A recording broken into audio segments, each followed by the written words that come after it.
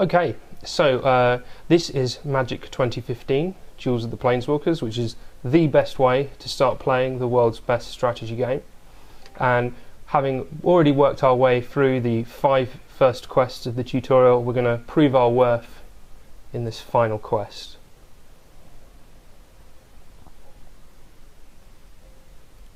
That's a Bigfoot. Yeah, so we've got this horrible Cyclops here, the Polis Crusher, threatening a local village, and we're going to run and save the day with our trusty green-black deck that we've unlocked here. This is what we've chosen as our first deck. And we're going to keep this hand, it's got some lands and some good spells in it. Can just drag cards into play to play them, or alternatively double tap and click play card. You see the purple indicators show whose turn it is and where we are in the turn.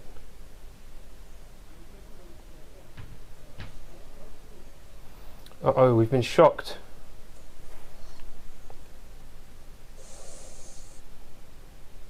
So this is all playing out in exactly the same way that the actual Magic the Gathering sort of card game works out, isn't it? This is absolutely key. Nothing's been changed. Indeed, this is an extreme. This is the most authentic digital experience of Magic to date. You're playing Magic just as you would on a table against a friend. Only we're playing on a digital tabletop with digital cards. Cool. Yeah, there's absolutely no chance of getting a corner bent out of shape. That's no need for sleeves here. Okay.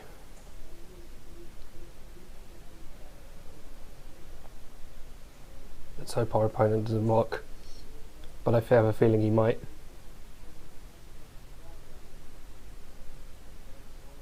Oh, we got away with it. Let's continue playing lands. Playing a land every turn is ideal. Play some more creatures. So this is going to be familiar to anybody who's played the physical game itself, and this is the final mission of the tutorials. Is that correct? Yes. So this is the sort of prove your worth quest that you will go on just before you set out on the main campaign of the game, to the story mode, if you will. So this is very much to get beginners interested and active and thinking about the different rules and the sets. Yeah, so you will have played through the first 5 quests, and each one of those is associated with a different colour of mana, and will teach you about different concepts and introduce different card types. So it works up from sort of knowing what creatures are, what power and toughness is, and how to tap lands to generate mana to cast your spells, all the way up to different abilities, activating them, and then playing a full-on game as this one is. This is your first full game. Yep. With the deck that you've chosen. We've chosen here the green-black deck to start off with. Of course, in the full version of the game, you'll be able to choose a two-color combination of your choice to play the game in really the style that you want to play it in. So I don't really fancy blocking his first striking creature, so we'll take that one.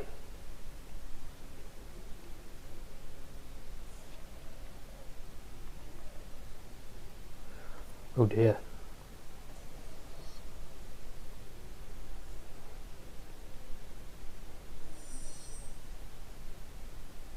Aha. And perhaps we can hunt the weak and take down one of his creatures here. So you're sort of flicking through these, and obviously this is coming to tablet devices, that sort of thing. But if you, I've seen when you were showing it through to me earlier, when you double tap on one of these items, you can actually see more detail, more clarity, that sort of thing about the actual card that you're about to play itself. Is there a lot of leeway for sort of those newer players? Is there some sort of explanation as to what those special rules at the foot of the card are actually going to entail, what they're going to involve, that sort of thing? Oh yeah, exactly. So on the battlefield right now, we can see a few creatures which have got these sort of little symbols here, and those indicate an ability that that creature has. So if we double tap and zoom in, we can see this one has this one here, which this sort of skull type symbol here, which is for the intimidate keyword. And if we click more info, we can get the full text of what exactly that means that the creature has it. So we know exactly what we're playing with or what we're playing against. Oh, I see what we're up against. Okay. So here it tells that creatures with intimidate can be blocked only by creatures that share a colour with them or by artifact creatures. Okay. And it's a creature as well. So this tells you about the numbers down here, the power and the toughness. And we can do that also on our opponent's creature and find out about the first strike that it has, for instance, or even just read the flavour text here. So, what do we fancy doing here? I'm not keen on him having this first striking guy any longer, so what I'm going to do here, I'm going to hunt the weak, and let's trade off our small on the vampire here.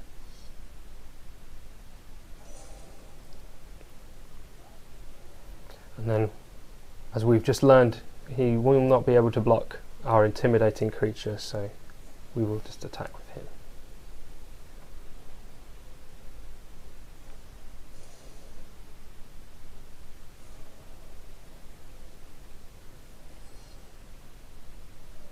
Of course, as the turn progresses, you can see up here, the red zone opens up. Whenever a creature enters into combat, we can make a block. Then, actually, no, we don't want to make that block. I see. Okay, and this the UI is all part of this. I feel like it's really well put together. This UI, it's very visual. It's very it's telling you everything sort of instantly. There's not lots and lots of words floating about. It's just very, you know, there's a red area. You push, you pop your cards into there. There's you know, a sort of tracing line, the path of attack of different creatures. There's, yeah, or you know, the stages of different the different parts of play. You know, I feel like this is, you know, really kind of useful. Is this something that like experienced players will come to appreciate, or is it more for sort of newer players? Or of course, it's going to be great if you're a new player and you're just learning the basics of the game. Yeah. But if you're an experienced player, it's going to enable you to dive right in, and things are going to work as you expect them to. So we're going to pick. We've just cast a Sato Wayfinder as a card that allows us to look in the top 4 cards of our library and find another land. So we're going to find another forest, so we can cast the rare Arbor Colossus that we added to our deck recently, and we want to cast that, so we need a 3rd forest.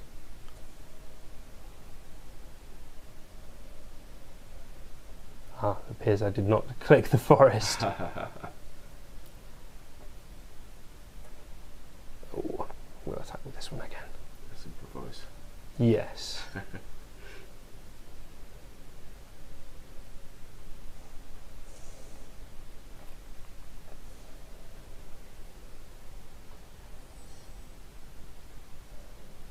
And speaking of experienced players, you're going to see many cards that you recognise from Magic's recent history here, so such as Arbor Colossus from right here on Ferros, which is the plane we're currently playing in. Right. As well as, of course, there's a number of cards in Magic 2015 Duels of the Planeswalkers, which also appear in the Magic 2015 core set, which is coming out in July. And the 2 sets are coming out roughly. Well, the game and the set itself coming out roughly within sort of time of one another. Yeah, they're both coming out in this summer. So we're going to block this turn because we don't fancy taking 5 from that one.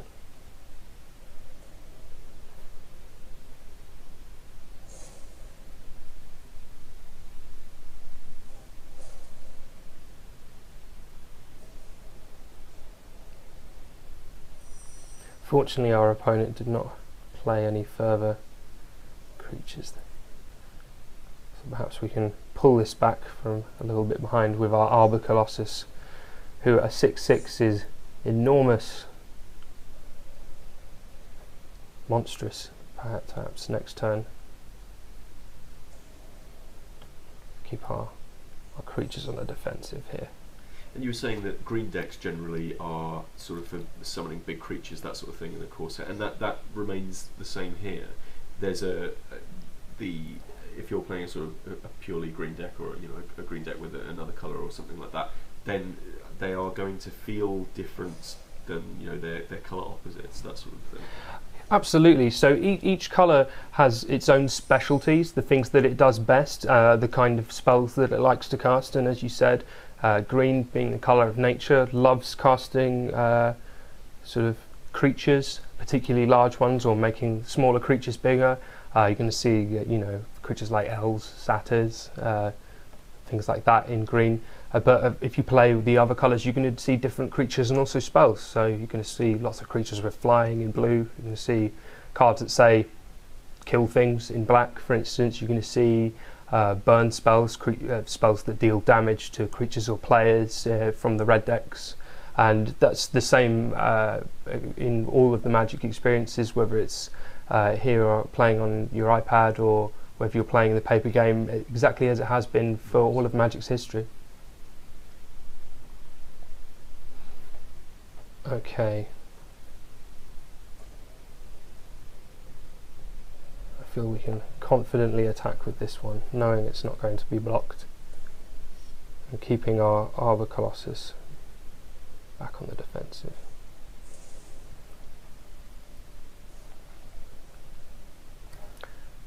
Now we can have another recent card, this one from Feros, Rescue from the Underworld. So it's got a lot of words on it, but basically we can sacrifice one of our creatures to go back into our graveyard and bring back another creature with it on the following turn. So we can see what we might want to bring back. We've got a giant scorpion, or perhaps the vampire we played earlier on in the game. We may want to play this card very soon, but seeing as it's an instant, we may want to play it on our opponent's turn instead, when it's least expected.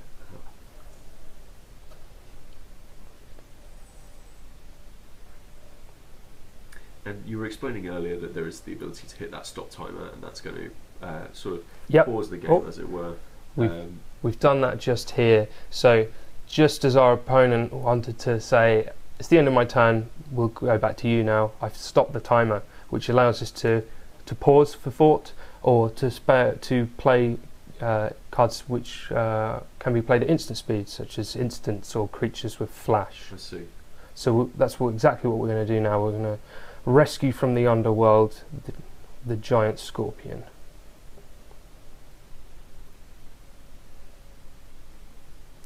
Yep, that's the one we want.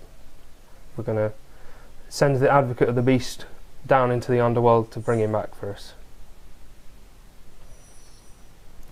Back into our turn, and there they are. They've come right back. Now we will continue.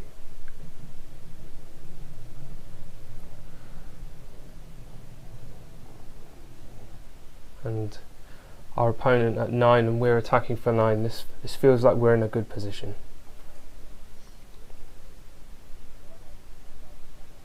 There's great pace to the game as well. I don't know if it's being picked up at the moment, but the audio itself is quite laid back, it's quite chill, it's a little bit ethereal, but the actual pace of playing cards is very much reminiscent of playing cards on a table. It is very much, taking your time, considering things, but also knowing that there is a sort of timer. Here it's artificial, but in real life it's, your other player not wanting to be there all day, but it does feel like there is this nice sort of rhythm to everything.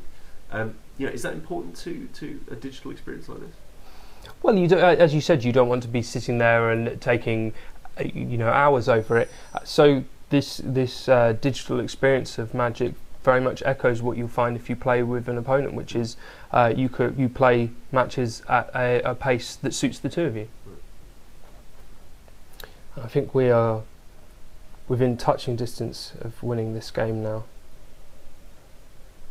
So we're about to obviously we're about to destroy our opponent here. If we wanted to take on opponents, other sort of human opponents, we can do that in multiplayer. What sort of multiplayer options are there? So it's basically, you can take any deck that you've constructed using your collection, something I'll talk about in another video, and you can take your collection, build any decks you like from it, and then take on one of your friends or just somebody that you're paired against online, and bash those two decks against one another, and you can do that as much as you like with anyone who's playing the game on the same system as you are. Cool. So, here we go. Attacking everyone. So that means that whether you're at home in bed or wherever else you are in the world, perhaps having a lunch break at work, you can get a quick game of Magic in with Magic 2015 Duels of the Planeswalkers. And there we have it. So a pro does it. Well, I'm not sure I'd call me a pro, but we've vanquished the Polis Crusher. There we are. This is Peter with AppSpy.com. We review, you decide.